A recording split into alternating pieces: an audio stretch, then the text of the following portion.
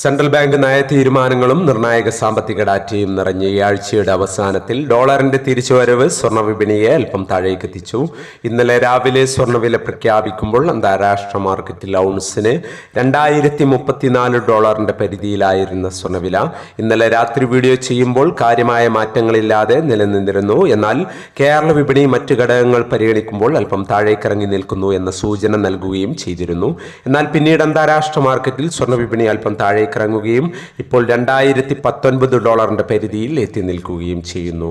ഇന്നലെ രാത്രി തങ്കവില ഗ്രാമിന് 6160 രൂപയായിരുന്നു. വൈകി വരുന്ന ഇന്നത്തെ തങ്കവില 11 മണിയോടെ കമന്റ് ബോക്സിൽ പിൻ ചെയ്യുന്നതാണ്.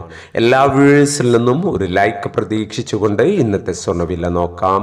ഇന്ന് പവന് 360 രൂപ കുറഞ്ഞു. ഇന്ന് 16/12/2023 പവന് 45,840, ഗ്രാമിന് 5,730.